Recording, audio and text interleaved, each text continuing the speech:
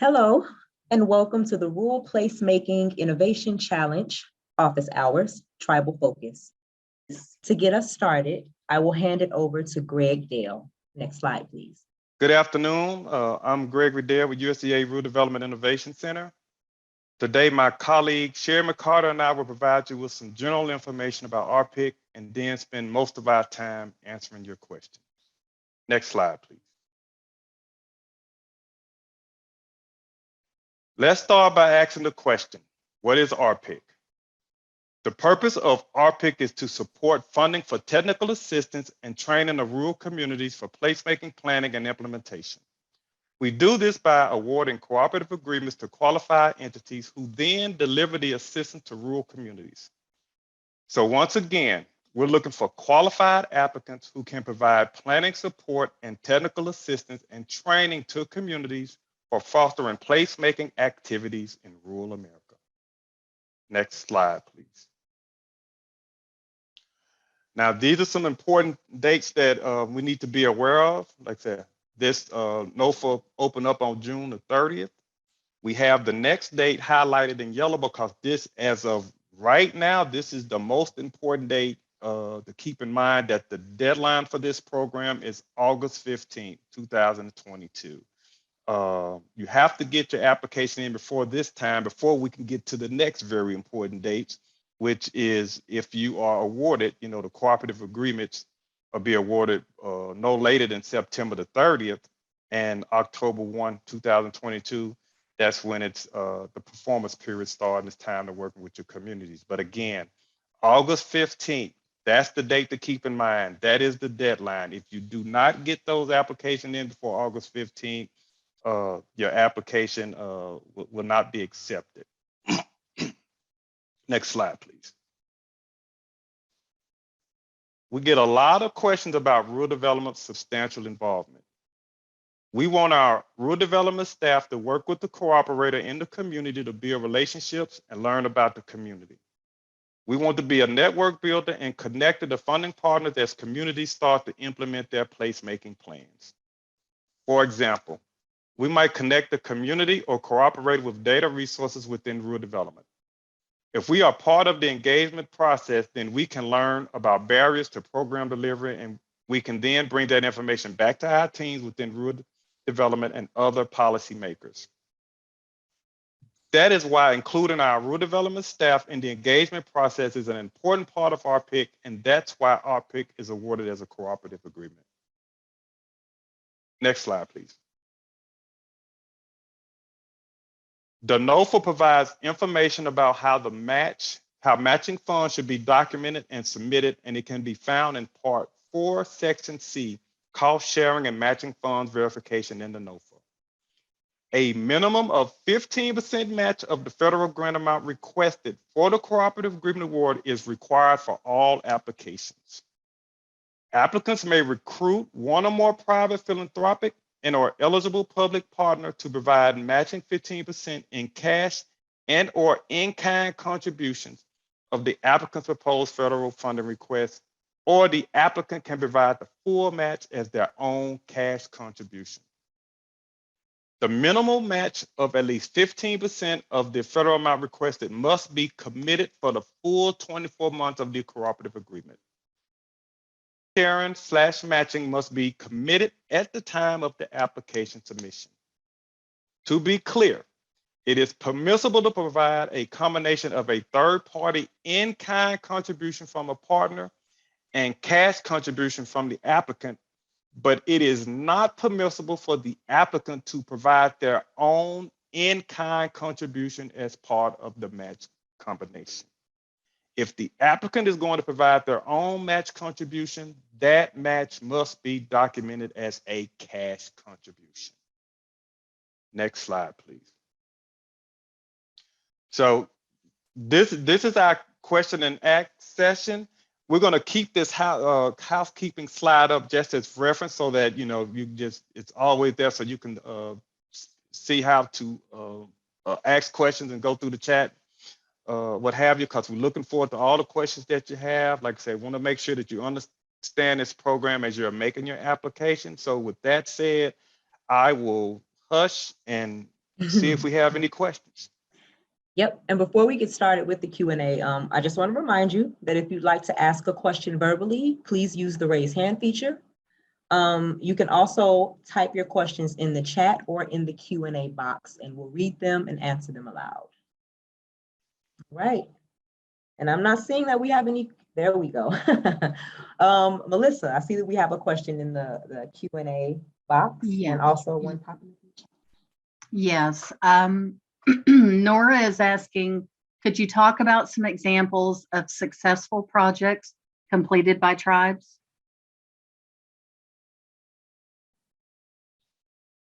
You want me to take that? On the RPIC webpage, at the bottom of the page, there's a list of awardees from 2020 and 2021. And you can read there the awardees and what their project is and how much money that they received.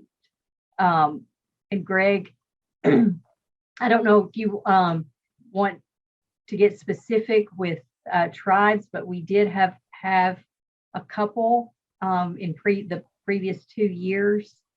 But the details of those projects are listed on the webpage. Yeah, I think they can go to that, and I will drop that website in the chat, and they can go. Some reason I keep going to Teams, but this is Zoom.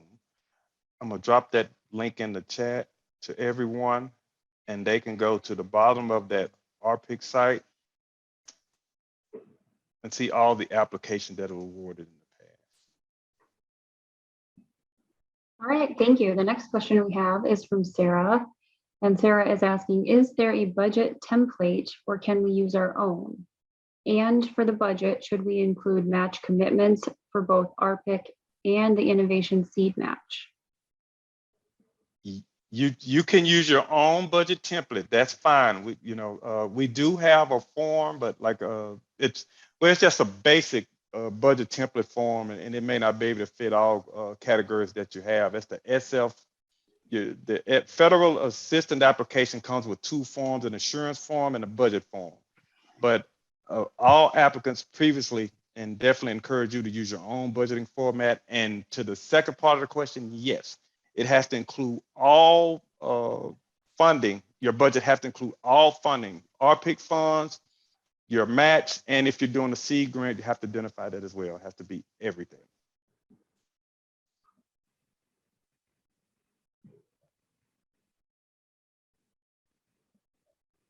Do we have any other questions? Yes, we do have another question. Sarah is asking, for in-kind contributions, we have geographical service area meetings with tribal delegates from our communities. In previous grants, we have counted these meetings as in-kind contributions as a volunteer rate. These meetings provide feedback and assist with projects. Would we be able to include these meetings as in-kind, or would these meetings be considered as a contribution from our organization? The requirement for in-kind, it has to be the entity. It has to be a partner entity. Has to be a philanthropic, public body, a small business entity that's providing that. If we're going to do in-kind match, they have to provide that in-kind match. If I'm hearing you correctly, these are individuals in the community that will be attending these meetings. Since they're not an approved entity to provide that match, those individuals participate in those meetings wouldn't qualify as in-kind.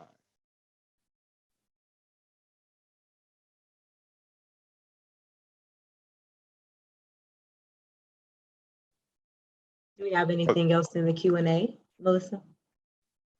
Yes, Nora wants to ask her question live. Nora, if you can unmute yourself.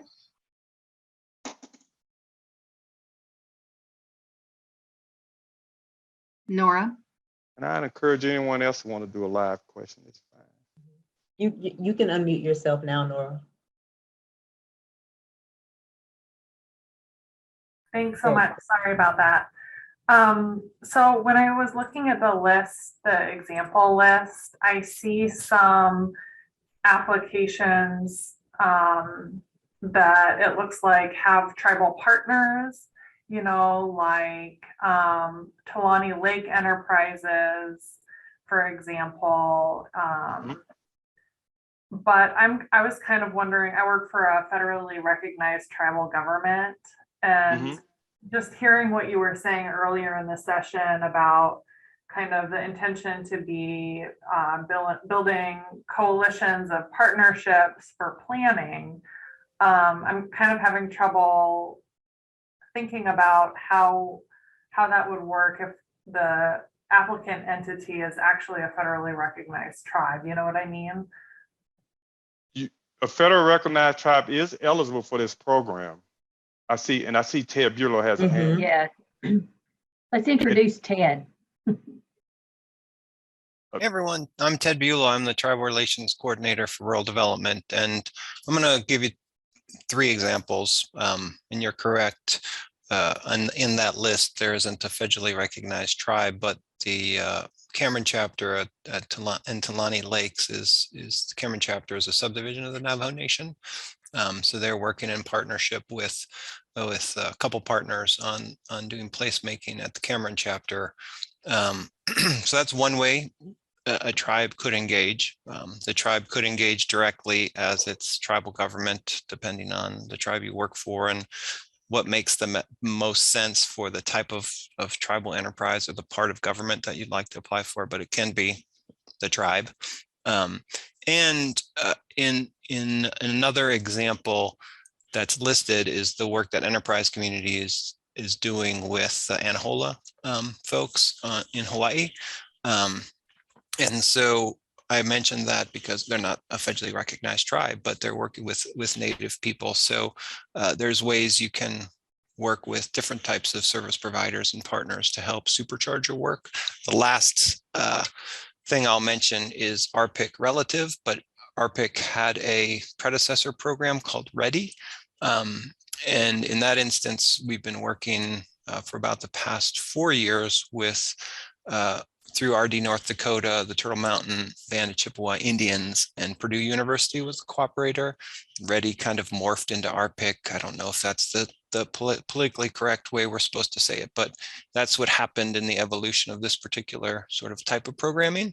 And so in that instance, we are working directly with the tribe, even though it's not an RPIC award. I wanted to mention that as well. So I think the important thing to underscore is that in the scoring criteria, there's going to be a tribal award made, that we're going to work through the regional structure and try to make a regional award in each part of the United States. And the way the FOA is, the funding announcement is written, we want to make sure that at least one of these awards is with a tribe. And so hopefully that helps. And if you want to ask a follow-up question about your particular situation, I'm happy to try to help Sherri and Greg address it. I guess I was just confused because I was hearing about how these awards were going to applicants who could provide technical assistance, and that, you know, we're a federally recognized tribal government, so we'd be, as the government, we'd be providing technical assistance to our own people in our own tribe to do that placemaking. And so I guess it was just a semantic issue for me, but thank you for clarifying. Yeah, and the way I'd, I guess, respond and articulate that maybe in a better way is you could be the awardee and you'd be able to engage that technical assistance to provider, whomever that might make the most sense, a Native nonprofit, another tribe, whomever your best bet would be with, and you would use the cooperative agreement money to pay for those services, basically, as the tribal grantee. Or cooperator, I should say. Yeah, appreciate that. But, and Ted brought up one thing, like I said, I want to mention that the way we're doing the application process this year, we are doing we are going to start out rating these applications regionally. So the top in a region is going to get funded.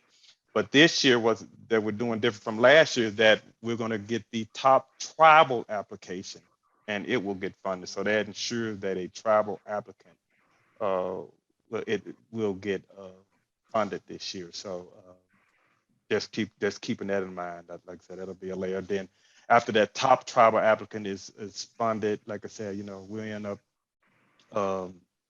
just ranking them all together. But anyhow, I think that's just a good piece of information that you should know. Thanks, Greg and Ted. We have another question here from Sarah.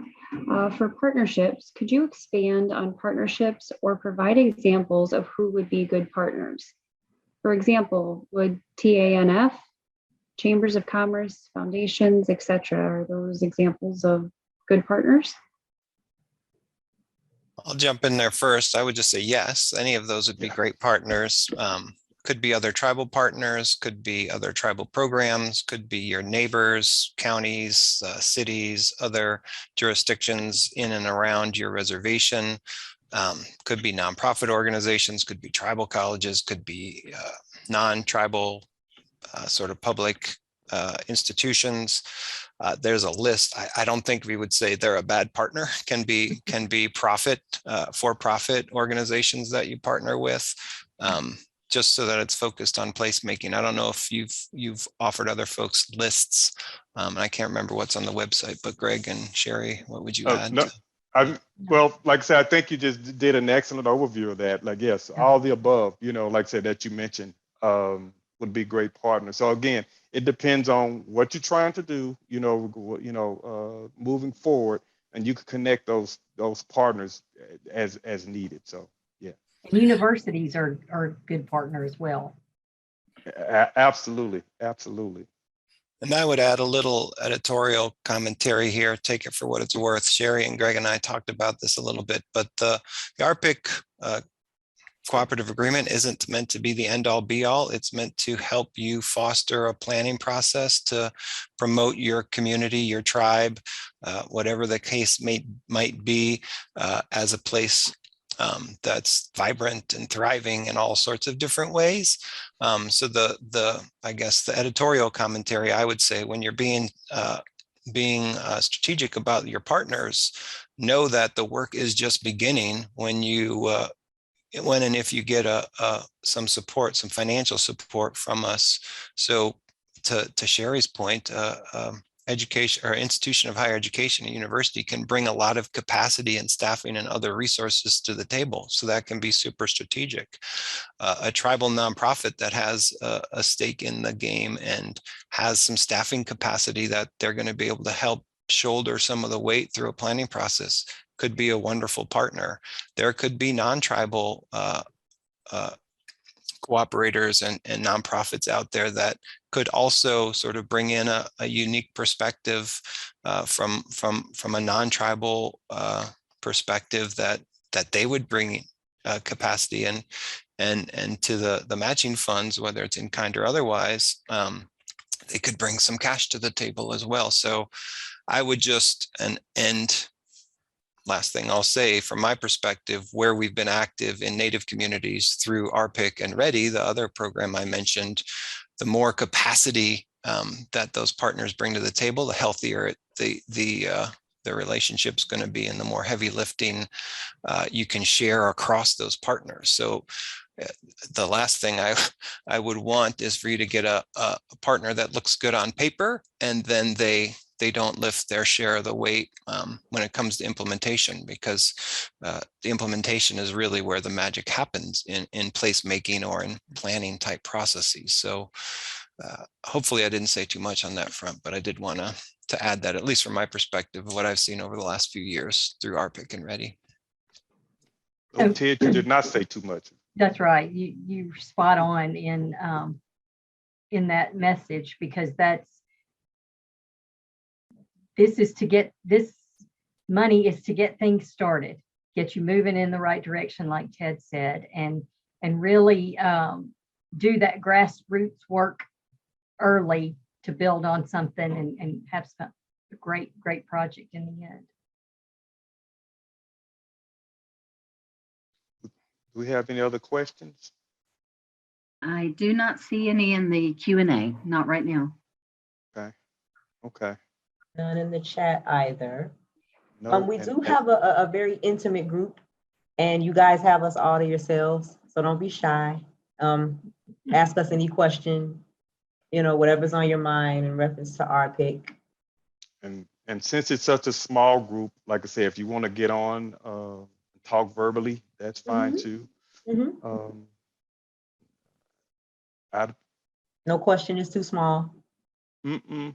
Okay, I have another question. I'm Go just for gonna, I'm just gonna ask the questions.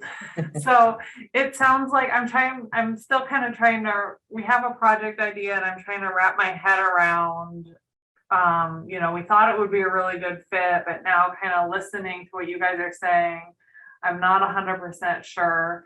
So what we wanted to do was, we're living on this reservation. We're really having like a severe housing shortage, and we're running out of space for all of our community services and everything.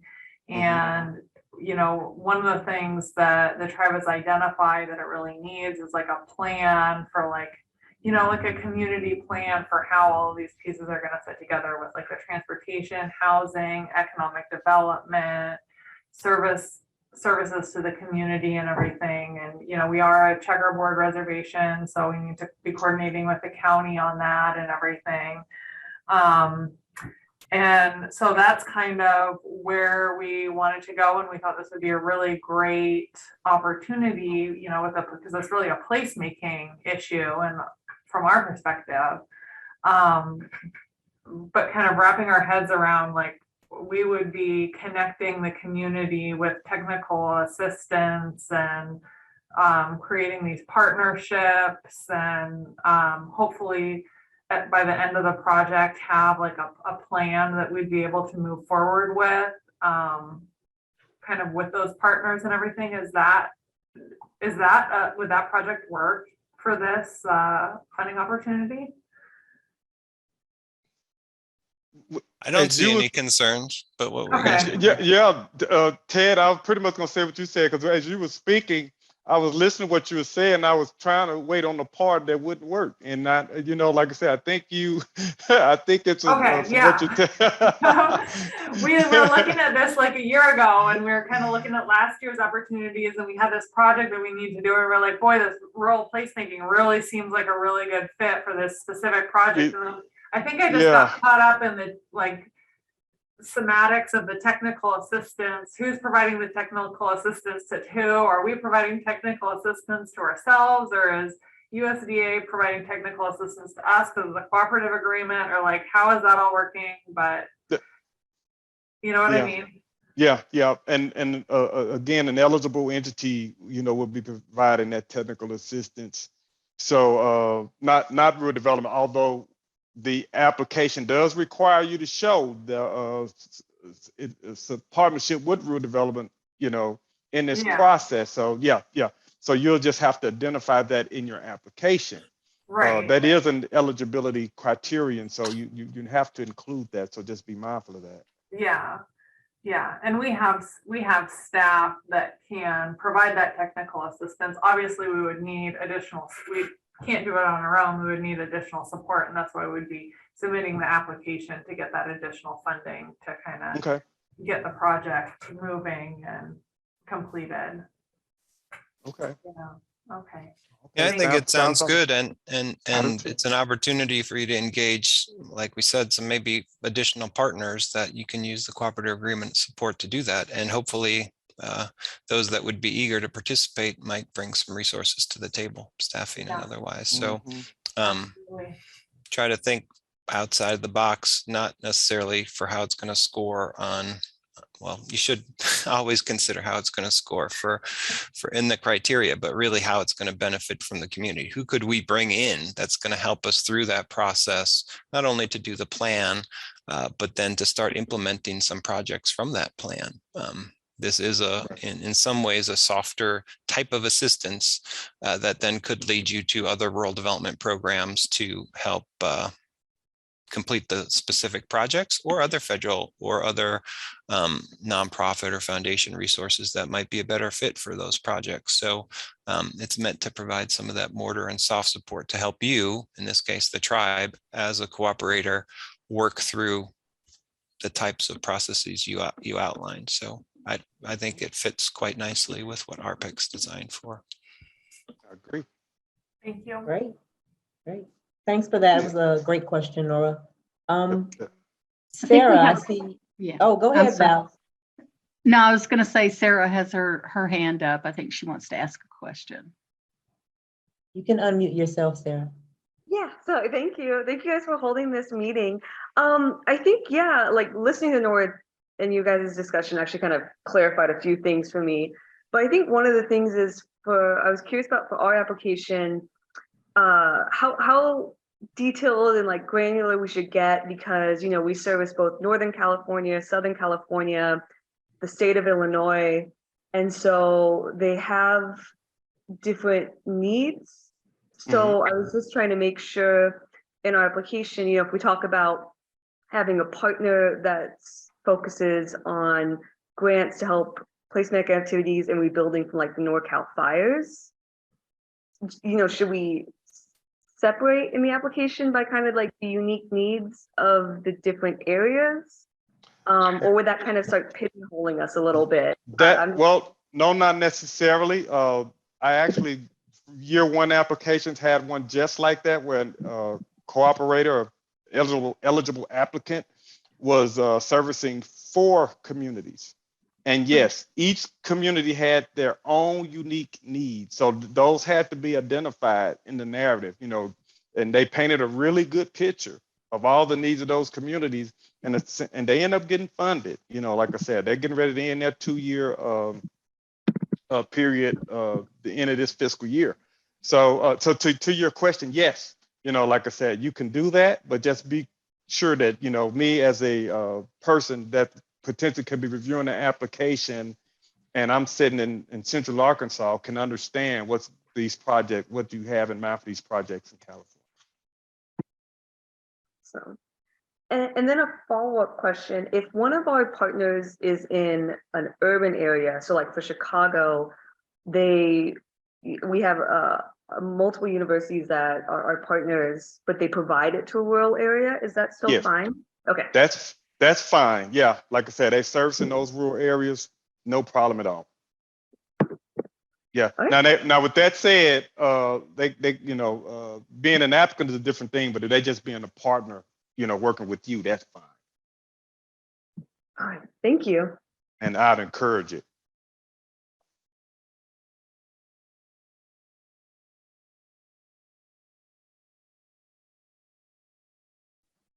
Not seeing any more questions. Would anyone else like to ask a question? You can drop it in the chat, in the Q&A box, or you can raise your hand. So we'll give them a few. We can give. Oh, I see a hand. Mm-hmm. Go ahead, Nora. Oh, Yeah, you can go ahead, Nora. Yeah, she got off mute and then went back on. There we go. I don't mean to dominate the conversation if other people have questions, but if there's really nobody else with questions, then I'll go ahead and ask. Ted had mentioned kind of thinking outside the box in terms of partnerships for this grant. And, you know, we kind of have, like I said, we identified this grant as something we want to apply for last year, kind of near the end of the year. So at this point, you know, we kind of know what we want to apply for, and we're really thinking within this box we've created. I was wondering if Ted had any suggestions of outside the box partnerships that he could mention, maybe just to give us some additional ideas we haven't thought of. That's a good question, and it flirts a little bit with, I think my ideas are probably the least important for what's going to work for your local community. Even if I knew where you were, I would be hesitant to share my opinion on the partnerships. What I shared is that I think capacity of the partners is critical. I think trusted partners are critical. You don't want to spend time building a relationship necessarily if you don't have an inherent trust with that program. That doesn't mean you have to have worked with them forever, but if you see some shared alignment in the mission of a nonprofit or a university or a part of a university that aligns with your goals. When it comes to housing, I mean, I've seen some really cool things that architectural firms have done, and I can't name names because they're private architectural firms, but a lot of architectural firms that work with tribes go through the charrette process, which I didn't know what that meant, but basically it's a community planning process designed by architects to get their input on what housing and or their facilities should look like. So if there is a trusted architect that the tribe has used for some of their projects in the past, that could be kind of cool. I don't know. I think there's also some national nonprofits that are focused on housing and homeownership issues in Indian country, which could be partners, but their capacity sometimes is stretched pretty thin. Housing authorities and the regional housing authority associations could be interesting partners if they had the capacity and there was some trust there. I'm not native, I'm not from a tribal community, but I've been in this role for quite some time. So I'm kind of always interested and somewhat enthused when tribes are able to find common interest with their non-tribal neighbors. Sometimes those are overlooked because of past friction, sometimes racism, sometimes just jurisdictional issues, whatever the case might be. So I don't know what the case is locally, but if there's other communities that would benefit from the process that are outside of the tribe, that could be kind of interesting. But I fear to mention much more because, like I said, I think those partnerships are crucial for what's going to work for you and where you want to go. Those are a couple ideas, though. I guess I didn't want to just say nothing and that I'm afraid to answer, because I'm not afraid to answer, but it is really a community and local decision on what would work best.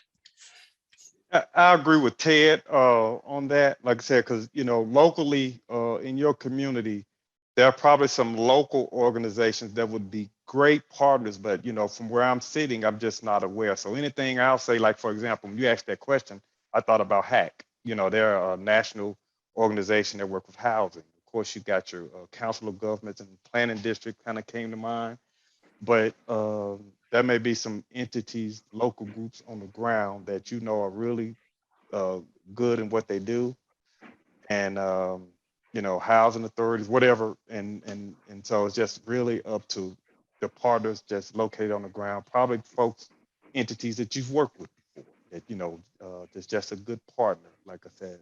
But yeah, I'm kind of saying the same thing that Ted is saying, that although we could throw out names of national organizations, that I'll be willing to bet there's some local organizations that'll be perfect with what you're trying to do.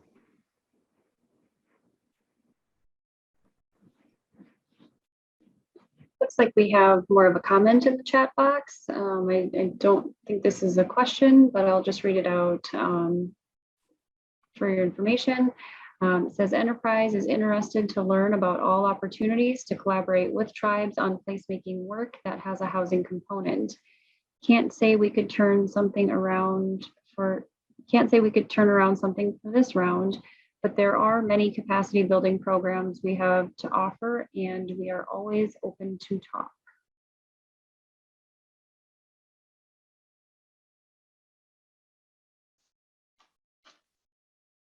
Thank you for that. And do we have another question? I'm not seeing any more questions. Okay, well, I will just wanted to share a couple of things and to emphasize a couple of things while you are thinking about putting your application together and the project that you want to focus on. I want to encourage you to really read the NOFA and to follow those directions explicitly, because we saw instances in the past, we've seen where one of the documents was maybe not attached, or a match letter was not on letterhead where it should be on the person who is donating the match. It needs to be on their letterhead. So we've seen where there've been little tiny human errors that have prevented an application from either scoring well or from being eligible at all. So I really want to encourage you all, when you're going through this process, to really, really look at the NOFA, follow the directions, because the highest scoring applications are ones that do just that. Those applications that are clear, everything is laid out and is easy for the person, the group of scorers, for them to follow. The budget aligns with the work plan. And so I want you to really think about those things and really, really read the NOFA and follow that to the letter. And you should do well in the application process if you follow those guidelines. And if it's okay, since we got a little time, I just want to just go over eligibility, because I think it's just a few things that are absolutely required of the program. Like I said, 'cause if you don't meet these eligibility thresholds, we can't even score or look at your application. So, you think about this process, you have to meet the eligibility to even be scored. So once you meet the eligibility, you can't compete. So with that said, eligibility is like a key, to get through the door so you can even compete. So with that said, obviously you have to be an eligible applicant. A lot of the entities on this call, probably federal recognized tribes and tribal entities. Of course, if you don't fit that, you could be an institution of higher education, small business, meeting SBA threshold, and public bodies and nonprofits, 501c3. So if you're an eligible applicant, that is great.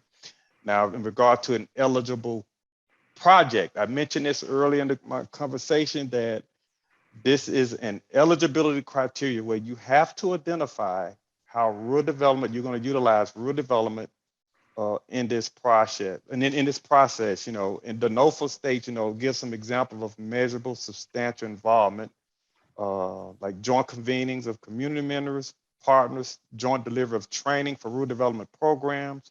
We're a funding agency. We have a lot of over 40 programs that could help fund some of the things that's going to be outlined in these plans that you develop. So, like I said, we could connect the dots, and the rural development staff on the ground will also have an idea of local funding that perhaps you could use. All that can be included in the plan. Like, hey, we got these great ideas laid out in this plan. This is how we're going to fund it. RD programs along with other local and other federal programs. So, but you have to, this is an eligibility criteria. You have to know how you're going to connect with USDA rural development in this process. Another thing that's really important is the cost share requirement. There is a cost match requirement of 15% match.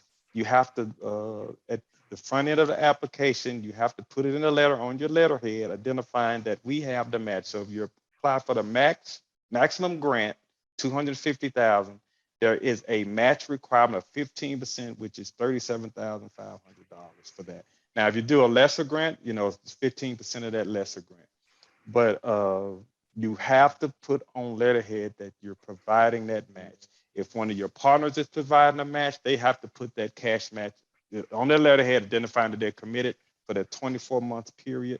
Or if that partner is providing in-kind, they have to show us how they calculate that value of that in-kind, staff hours, whatever they're providing, have to provide that. Again, that is, if you don't provide that letter identifying that match, and to lay that letter out, it's laid out in the NOFA, like I said, so it tells you what's needed in that letter.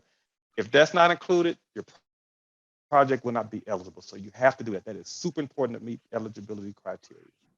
So that's primarily it. Before I continue and talk about the seed grant, are there any questions at this point?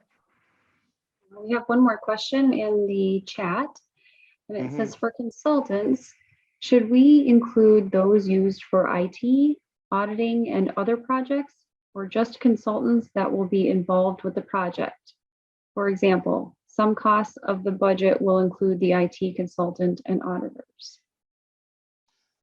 Generally speaking, it's going to be the consultant that's helping with the project. Now, the reason I say that, because there may be because if you're doing something, obviously, let's say if you're doing a placemaking plan and it involves something, and I can't think of a scenario, but if it does, and related to IT somehow or another, like I said, that may be different. But generally speaking, your IT, things like that involved, is going to be specific to the planning process.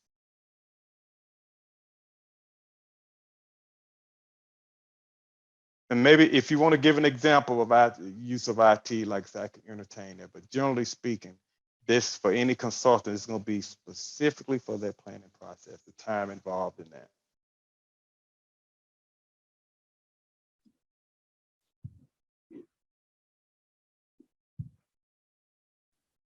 I'm not seeing any more questions in the chat or in the Q&A. With that said, I want to talk about the optional seed grant. I just got through talking to you about eligibility. If those thresholds that I went over, if you meet those, like I said, you'll meet the eligibility criteria and can be scored and ranked. But there's a optional seed grant that's also available. That's also available, and what that is, if you want at the end of your project to identify some small projects that can potentially be funded as a seed grant, you can set aside 10% of RPIC funding for those seed grants. So let's use this scenario again of $250,000, and these are two separate matches, by the way. So hopefully you don't get this confused, but anyway. So we already talked about the 15% match, that with a $250,000 maximum grant, you have to have a 15% match. That's $37,500. So that's a total of $287,500 for overall project, including match. So going back to the maximum grant amount, $250,000. For the optional seed grant, you can set aside 10% of that $250,000, which is $25,000. Now that $25,000 can fund 5 seed grants, because a seed grant, RPIC funding, let me rephrase that. RPIC funding can only fund up to $5,000 per seed grant project. So, with that scenario I gave, $25,000, you can fund 5 seed grants. And that also requires a total separate match. So you're dealing with 2 things here. And that match cannot come from the applicant. It has to come from a partner. Again, this is optional. You do not have to do the optional seed grant. But if you do, you have to get letters from your partner saying that, yes, we will provide that 50% match. So if it's a $5,000 seed grant, $2,500 match for a total of $7,500 for seed grants. Now the partner can provide more than that. That's great, but at minimum they have to provide a 50% match. So again, that is optional. You do not have to do it, but at the end of the project, if you do, you can say, okay, like I said, we identified all these great ideas. We're gonna use this funding to kind of serve as a motivator for this overall project by funding, one of the smaller projects. So I just want to talk about that is an option in this project. But if you do, you just have to make sure that you have the appropriate letters identifying the match. And if you do that, you could be considered for that. Go ahead. Yeah, and the letters must say that match is specifically for the seed grant. There's been some mix up in the past about that, so I want to emphasize that those letters must say they're for the optional innovation seed grant. Mm-hmm. Mm-hmm. So with that said, that's your eligibility criteria. That'll get you to the next level for competition and scoring of the application. But if one of those are missed, you know, again, the option C grant is optional. You don't have to do that. But for the other criteria, you have to meet those thresholds. I want the applications that you're going to submit to make it through that first layer of eligibility so you can compete with all the other applications. Do we got any questions or comments at this point? We do not. We have I see time for one. that's We a do have raised time hand. for one more question. That's a From raised hand. Robin. I'll All allow right. you to talk. Go ahead, Robin. Hi, thanks. That just brought up a question about match and a question that we had about proportionality of match. Given that this is a 15% match requirement for the overall grant, we have been working to track it 1-to-1, but it's 15% for the course of 2 years. And so what the question has come up and, you know, internally and recently just posed to RPIC and trying to get better clarity on this is can that 15% come in? Does it have to be charged proportionally throughout the different, you know, throughout the different quarters, or can that be shown not until the third quarter? Because we know that 15%, you know, we won't have the letter for the 15%. We won't have the actual award until like after the grant gets started. So just a question sort of about match and timing is the question.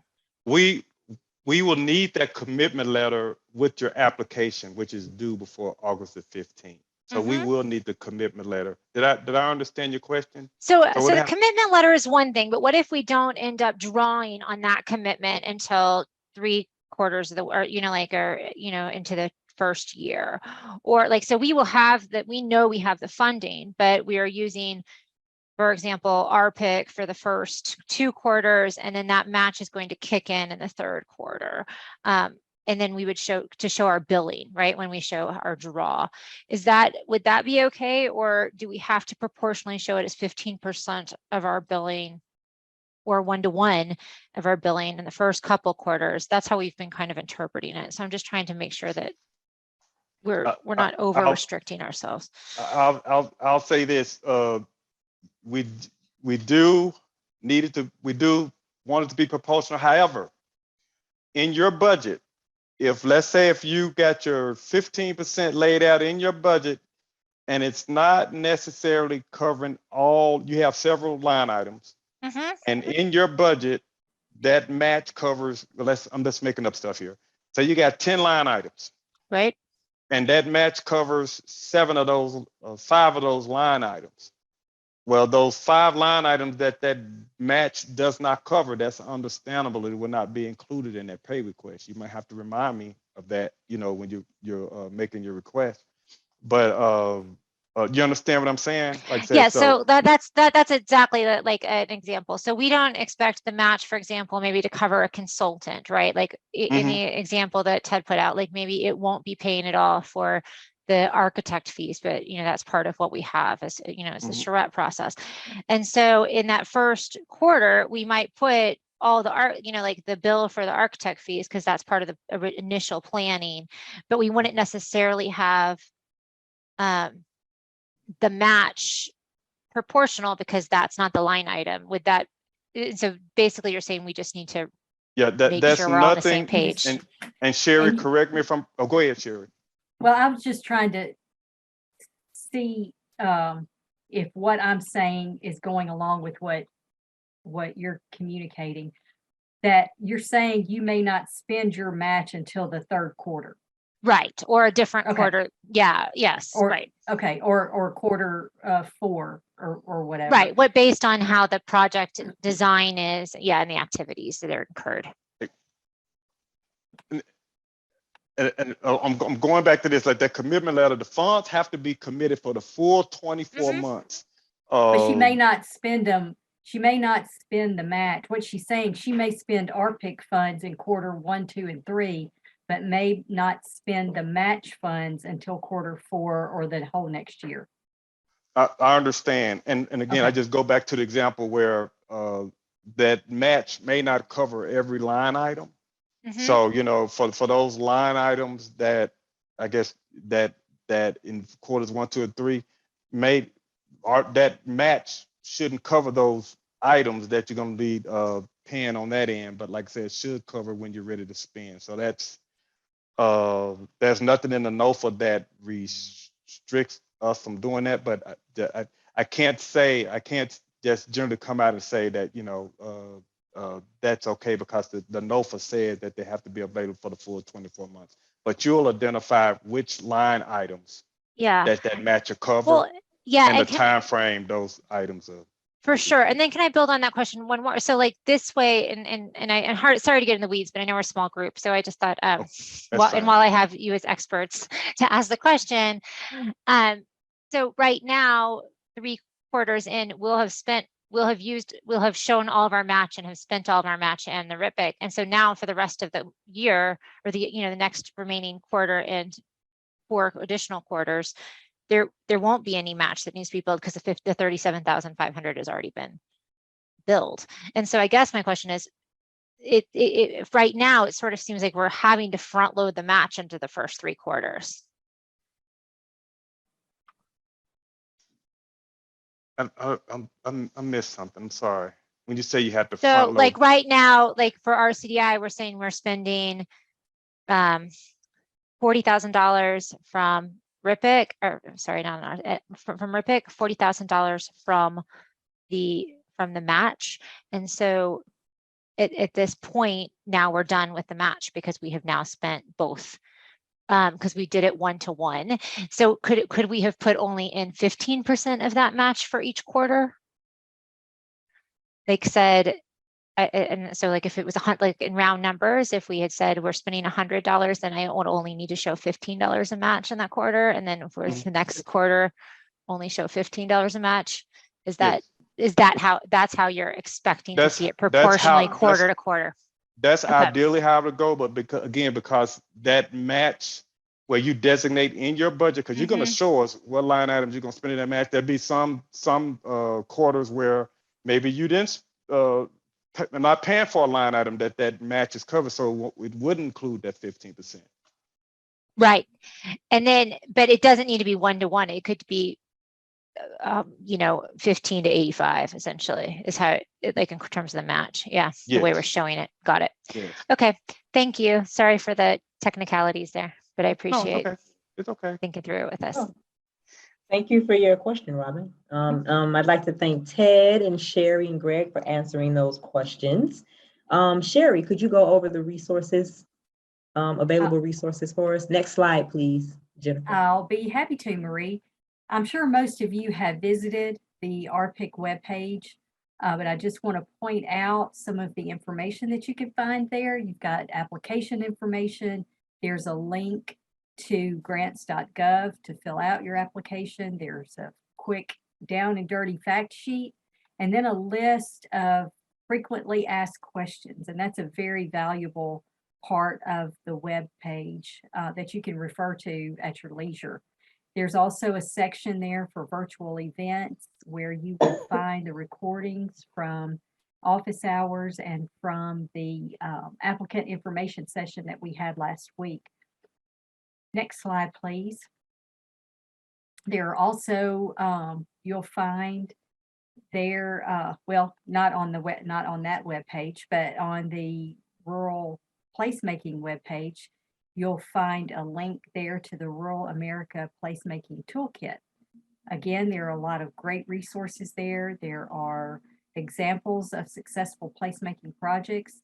There's a list of technical assistance providers and also financial assistance providers as well. So if you are looking for a potential match, you might check that webpage to see if there's someone in that area, an organization in your area that can maybe assist with your project. Next slide, please. Last and certainly not least, if you have more questions, we invite you to reach out to our email box at rd.rpic@usda.gov. Greg and I monitor that email box and we'll be happy to reach out with an answer to your question, or if you need, again, a one-on-one with some specific things you'd like to discuss, just let us know and we will be happy to get that scheduled. Next slide, please. Thank you again for joining us today, and I hope this information was helpful. Hope you got some of your questions answered and we provided some clarity where maybe there was not any when you started the office hours. Again, we appreciate you and all that you do and for your interest in RPIC, and we thank you for your time. Have a great day. Thank you. Take care, everyone. Thank you.